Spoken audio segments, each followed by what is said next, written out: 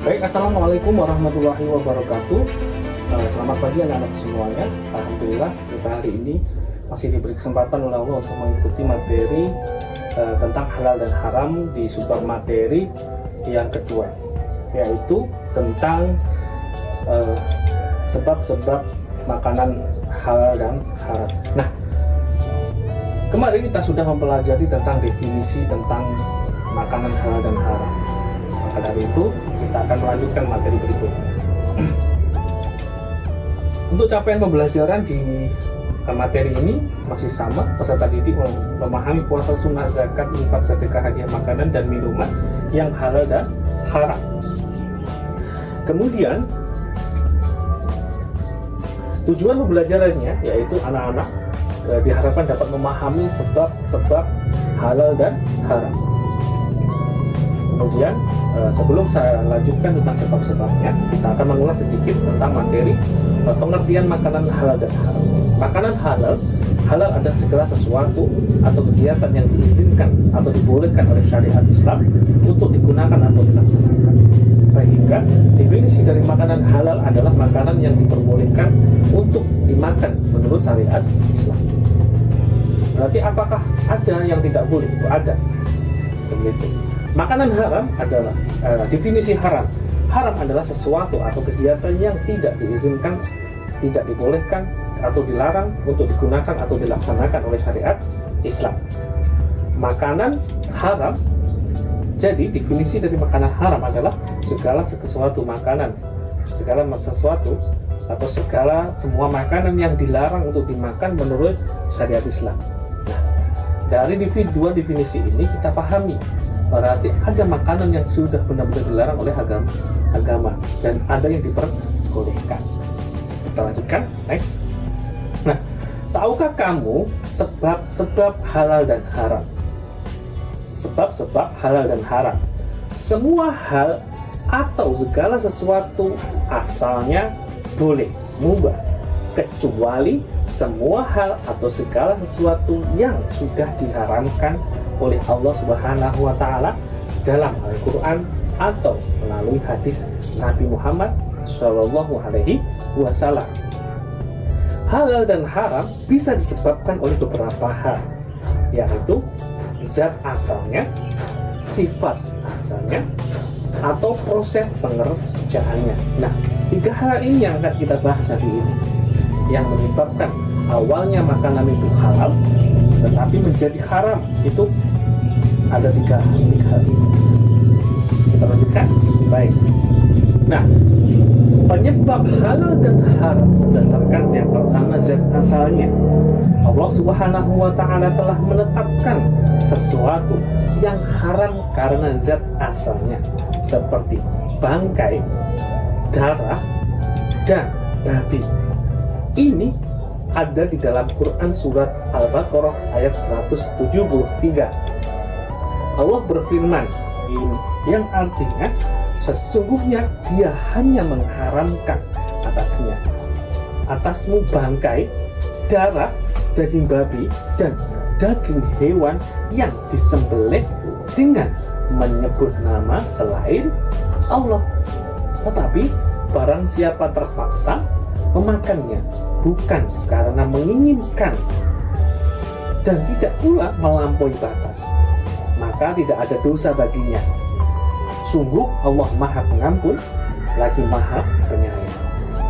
Nah, dari firman Allah Quran surat Al-173 itu disebutkan ya zat asal ya yang sudah benar-benar diharamkan, yaitu bangkai, darah, daging babi, daging hewan yang disembelih tidak menyebut atau dipersembahkan untuk selain Allah.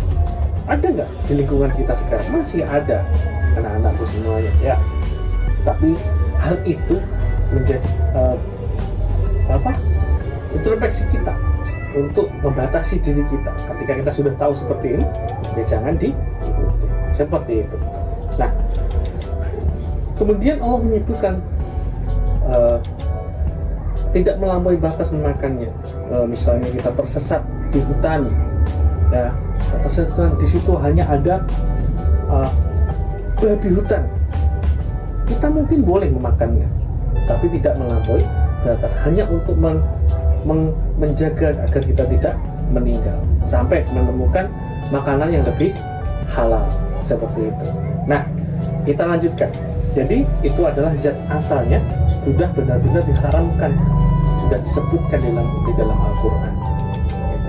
Zat asalnya sudah haram.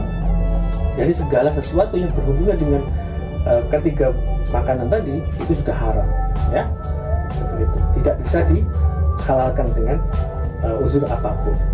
Itu. Kita lanjutkan. Yang kedua adalah berdasarkan sifatnya. Jadi perbuatan dan sikap yang sifatnya buruk, jahat, ya, judi atau syirik itu diharamkan oleh Allah. Korupsi, mencuri, merampok, ya. Jadi dari sifatnya itu sudah buruk. Semua yang dilakukan bersifat buruk, ya, walaupun dengan niat atau cara dengan hasil sebagus apapun, tetap haram hukumnya. Allah berfirman dalam Quran surat Al-Baqarah ayat 219, yang artinya mereka menanyakan kepadamu Muhammad tentang khamr dan judi. Katakanlah, pada keduanya terdapat dosa yang besar dan beberapa manfaat bagi manusia, tetapi dosa keduanya lebih besar dari manfaatnya. Dan mereka bertanya kepadamu tentang apa yang harus mereka nafkahkan. Katakanlah, kelebihan dari apa yang diperlukan. Demikianlah Allah menerangkan ayat-ayatnya kepadamu supaya kamu memikirkannya. Itu. Jadi anak-anakku semuanya, ya, ketika kalian sudah dewasa, usahakan untuk mencari nafkah yang halal, ya. Oke, kita lanjutkan yang ketiga, yaitu berdasarkan proses. Nah, ini yang awalnya makanan itu halal menjadi haram karena prosesnya salah. Jadi halal atau haramnya sesuatu itu bisa disebabkan oleh prosesnya yang salah, proses pembuatannya, proses pengerjaannya, atau proses mendapatkannya akan menentukan hasilnya halal atau haram. Kecuali sesuatu yang asalnya, zatnya, sifatnya sudah haram, tidak bisa berubah menjadi halal walaupun prosesnya bagus, ya, seperti itu. Misalnya, semua hal atau barang yang berasal atau mengandung unsur babi, walaupun dibuat, ya, diolah, dikemas, dan dikerjakan dengan sebaik apapun, tetap hukumnya haram, tidak boleh dimakan. Minyak babi, ya, kulit babi, dan sebagainya, ya, karena hukum asalnya sudah haram. Begitu juga sesuatu yang zat dan sifatnya baik, jika prosesnya tidak memenuhi syarat-syarat syariat Islam, hasilnya haram. Misalnya membeli gurami, ini contohnya, membeli gurami bakar dari sebuah restoran. Jadi ikan tersebut dibakar di perapian bekas membakar daging babi. Nah, itu haram untuk, ya, guraminya jadi haram karena dibakar di bekas, atau digoreng di minyak yang bekas untuk menggoreng babi, atau menggoreng sesuatu benda yang haram, najis, itu jadi haram makanannya. Misalnya menggoreng ayam dari bekas gorengan darah ayam, nah, itu jadinya haram nanti, nah, tidak boleh dimakan ayamnya, ya, gitu. Makanya hati-hati anak-anak, ya. Selain proses pembuatannya, yang harus diperhatikan adalah cara mendapatkannya. Sesuatu yang zatnya halal, jika diproses pendapatannya dari proses yang tidak disyariatkan, juga jadi haram. Contoh mencuri, korupsi, ya, merampok, ya, itu bukan hak milik kita, ya, jadi haram. Nah, itu adalah dari prosesnya. Nah, jadi menyembelih tidak atas nama Allah, tidak membaca basmalah, jadi haram. Menyembelih ayam itu kan halal untuk dimakan, tapi karena menyembelihnya lupa, tidak membaca basmalah, jadi haram. Kemudian ada ayam tertabrak oleh kendaraan di jalan misalnya, sudah mati, itu jadi bangkai, tidak boleh dimakan, kecuali kita masih sempat untuk menyembelihnya, itu masih boleh kita makan, ya. Kemudian hewan yang diterkam binatang buas. Nah, ada bangkai yang dihalalkan. Kemarin kita sudah bahas di materi tentang makanan halal dan haram yang kemarin, yaitu, siapa masih ingat bangkai apa? Bangkai ikan dan bangkai belalang itu boleh, itu halal walaupun sudah jadi bangkai, ya kan? Seperti kamu makan tongkol, salmon itu kan ditangkap dari tengah laut, dibawa ke rumahmu sudah mati, ya sudah diawetkan, itu halal hukum. Jadi segala sesuatu yang hewan yang ada di laut itu haram untuk dimakan, halal untuk dimakan, kecuali yang beracun. Ada nggak yang beracun? Ada. Jika pengolahannya salah, ya seperti ikan buntal itu, kalau kita pengolahannya salah itu beracun, bahaya.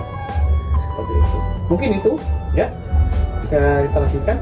Oke, terima kasih. Itulah materi tentang sebab muasabah makanan itu menjadi halal dan haram. Kalau ada pertanyaan langsung ditanyakan. Terima kasih. Ada kurang lebihnya mohon maaf. Wallahul muwaffiq ila aqwamit thoriq. Assalamualaikum warahmatullahi wabarakatuh.